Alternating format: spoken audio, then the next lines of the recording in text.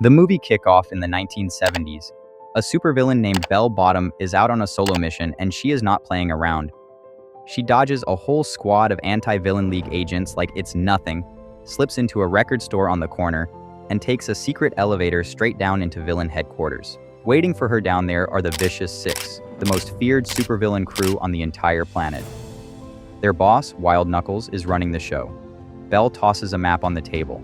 It points to the Zodiac Stone, an ancient medallion that holds the power of all 12 Chinese zodiac animals. The whole crew locks in on one goal: find it, take it, rule everything.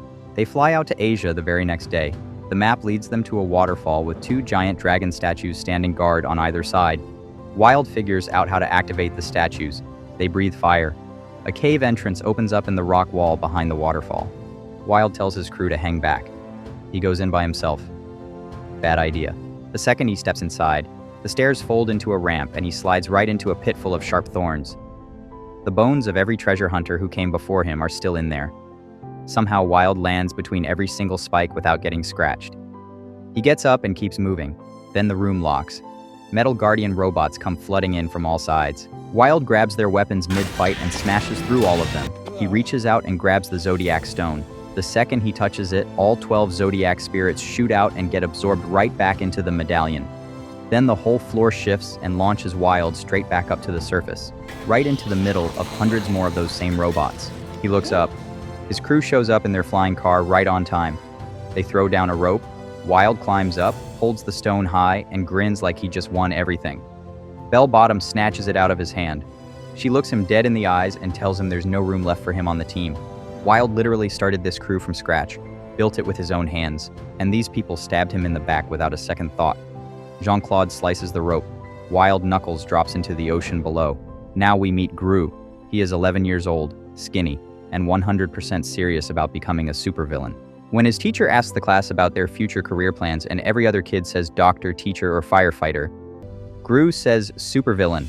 The whole class cracks up. They think he's joking. He is absolutely not joking. When school gets out, there are no parents waiting at the gate for Gru. Instead, 3 little yellow guys roll up on turbocharged bicycles: Kevin, Stuart, and Bob, his minions. The 4 of them head out and run through their regular evil to-do list. Movie theater is packed. Gru tosses in a stink bomb, clears out in seconds. Free screening. At the arcade, the minions help Gru dominate every single game in the building. At the ice cream shop, Gru zaps customers with a cheese ray to skip the line. They take their cones outside a gym and sit there eating and laughing at people sweating on bikes through the window. Just a normal, evil afternoon. When Gru gets home, there's a mysterious package sitting in the mailbox. He hops in his mom's car, pops the tape in, and listens. It's Bell Bottom. She got his application to join the Vicious Six. Wild's spot is open. He has an interview set for tomorrow. She gives the address and the password. Then the tape blows up. Gru bolts inside to tell his mom and walks in on her doing yoga with some new instructor.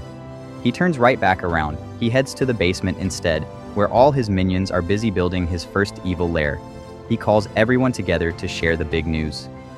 Otto completely loses it. He starts jumping around and talking so fast that nobody, not even the other minions, can keep up with him. Gru goes to bed early. He's got big plans tomorrow. That night on the news, Bell Bottom makes a public announcement to the entire villain community. In 3 days, right at midnight when Chinese New Year starts, the Zodiac Stone will fully activate. The Vicious Six will transform into the most powerful beings alive and wipe out the anti-villain league once and for all. Somewhere across town, a furious old man watches the whole thing from his couch, then puts his fist through the TV. Wild Knuckles survived, and he wants his stone back. Morning comes and Gru is absolutely buzzing. He's dancing, singing, hyped out of his mind, getting ready. He steps outside and Kevin, Stuart, and Bob are already lined up waiting to walk with him. Gru tells them to go home. They tag along anyway. He reaches the record store and gives the password to the guy working the counter. The guy is fiddling with some weird gadget. He introduces himself as Dr. Nefario and hands Gru a vinyl record, then points him toward booth 3. Inside the booth, Nefario slides a gadget through a slot and tells Gru to play the record in reverse. The elevator shoots straight down. Gru steps out into a waiting room full of villain applicants. He tries his best to look like he belongs. His name gets called. Gru walks in and stands face to face with his heroes. The whole Vicious Six is staring him down. Belle takes one look at this little kid and her face drops. She thought the application came from a short adult. It came from an 11-year-old. She shuts the whole thing down fast. Villainy is for grown adults who steal powerful ancient relics, not for a kid who should be sitting in class right now. Get out. But right then, another applicant named Rocket Man busts in and starts shooting rockets all over the room trying to show off. Complete disaster. The whole team scrambles to deal with him. Every single person in that room is distracted. Gru pulls out Nefario's gadget, hooks the Zodiac Stone medallion right off the display, walks out. By the time Belle realizes what just happened, Gru is already gone and sprinting. Stronghold blows up a bridge to block him. Gru finds another way out. He clears the area, but an alarm goes off at the record store. Nefario spots what went down and yells at Gru to run. Up on a rooftop across the street, someone is watching through binoculars. Wild Knuckles, eyes locked on a random kid bolting out of the building with something very familiar under his arm. Gru links up with the minions. Otto too, even though nobody invited him. And now he's sprinting through the city trying to shake 4 of the world's most dangerous supervillains while managing 4 of the most clumsy sidekicks imaginable. Svengeance chases them down on roller skates until Gru tricks him into a dead-end alley. While they're all scrambling down a staircase, Otto trips and the medallion goes flying. Gru tells Otto to grab it and haul it back to the lair, then spins around to deal with Jean-Claude and another villain closing in behind him. He loses them. Belle hooks Gru's bike with a grappling rope, but Gru fires up the turbines and rips free. He gets home. Gru lays it all out for the minions. He'll take the stone back to the Vicious Six himself. Walk in, hand it over, prove he's the real deal. They'll have no choice but to let him join. Then Otto shuffles in. Gru asks where the stone is. Otto traded it. On the way home, Otto walked past some kid's birthday party and got completely obsessed with the birthday boy's pet rock. So he swapped the legendary one-of-a-kind Zodiac Stone for a plain rock with googly eyes glued on it. Gru picks up the pet rock, walks out the door alone into the rain, starts heading toward the birthday party address. Kevin watches from the doorway as Wild Knuckles goons grab Gru right off the sidewalk and drag him away. Kevin runs, he's already too far behind. Gru gets to Wild Knuckles' hideout and stops dead in his tracks. The man the whole world thinks is dead is standing right in front of him, alive and furious. Wild demands the stone. Gru tells him he doesn't have it. Wild moves toward the window. Instead of tossing him out, he shoves a phone into Gru's hands. Kevin picks up. Wild lays down the deal. Get the Zodiac Stone to his mansion in San Francisco within 2 days, or Gru is done. Kevin hangs up and immediately spins around to face Otto. Where is the stone? Otto leads the crew back to the birthday party house. They ask for the medallion. They find out the kid's uncle already took it. Rode off on his motorcycle wearing it around his neck. Otto jumps on a tricycle and pedals after him. Kevin, Stuart, and Bob have no stone, no plan, and no time. They find a bus heading to the airport and hop on. Since tickets aren't in the budget, they disguise themselves as the flight crew, pilot, co-pilot, and flight attendant. Kevin reads the entire pilot's manual front to back and somehow manages to get the plane in the air, barely missing the control tower on the way up. The landing is a full emergency situation. Bob tries to keep everyone calm at the front of the cabin. Stuart barricades himself in the bathroom and refuses to open the door. Somehow, against all odds, they make it to San Francisco. Back at the mansion, Wild has locked Gru into his personal torture device, a contraption called the Disco from Hell. If the minions don't show up with the stone within 48 hours, the machine kicks on and cuts Gru in half. Wild walks off and leaves him there spinning in place. Kevin follows the city map on foot. Bob gets too worn out, rolls down a hill, grabs onto the side of a passing train, and rides it the rest of the way.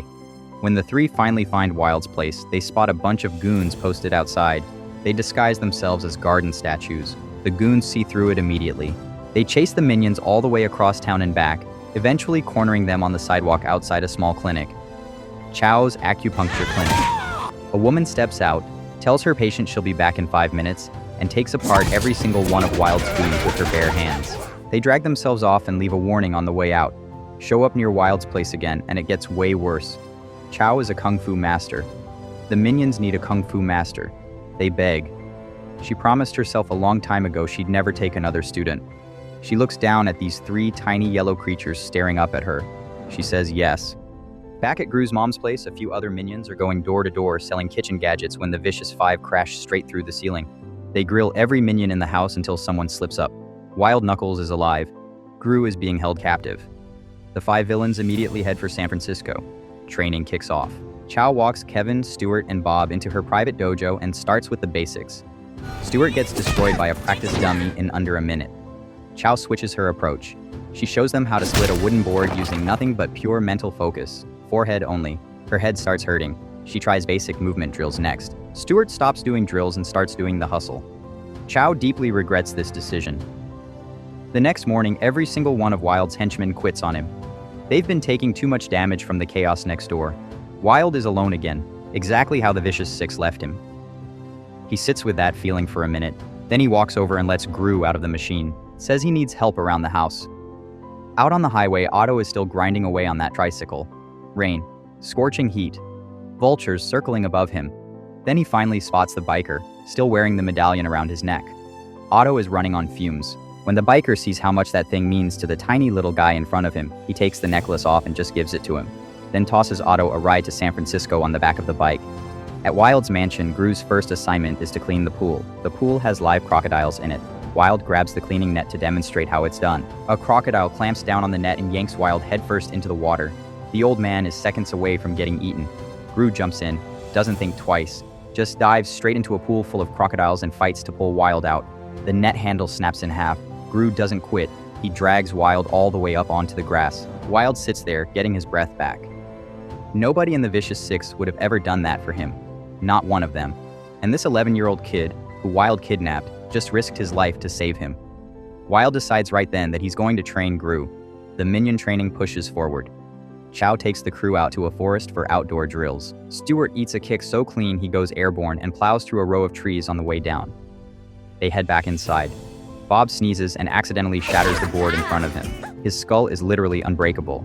Chow drops a metal safe on his head just to make sure. It bounces off clean. She decides they're ready to move up to her most advanced technique, a finishing move so powerful it can drop someone without making physical contact. After hours of hard work, she tells them they're ready to earn their junior kung fu badges, not to fight supervillains. Junior badges. The minions go absolutely crazy, celebrating like they just conquered the world. Wild takes Gru on his first real heist. They stroll into a bank like they own the place. Wild tells the security guard he just wants to take his grandson to the restroom. Wild's retina scan opens up a hidden vault-level corridor in the back. They get to work. Wild drops to the lobby floor and fakes a full-blown heart attack. Every employee in the building rushes over. While the whole staff is panicking, Gru slips upstairs, uses the sticky fingers gadget to swipe the safe keys, and cleans out the whole vault. A nurse sprints over with a defibrillator. Things get extremely real for Wild extremely fast. Gru reappears just in time to thank the nurse and walk Wild back out to the car. Inside the car, Gru pulls something out from under his jacket. The Mona Lisa. Grabbed it on the way through. Wild stares at this kid. Both of them are grinning ear to ear. That night, the minions sneak back into Wild's place. Empty. Then the Vicious Five bust through the walls looking for Wild and Gru. Nobody's home. They spread out across the city. The minions tail them. Otto and the biker pull into San Francisco right as the Chinese New Year parade is getting started. Otto gets swallowed up by the crowd, somehow ends up on top of a giant dragon parade float, and rides it straight down the middle of the street with fireworks and paper lanterns going off everywhere around him. Wild comes back home and sees the damage. Everything he ever worked for, destroyed by the people he created. He tells Gru to leave. Gru tries to say something. Wild doesn't want to hear it. Gru walks out, gets on a cable car, and heads into downtown alone.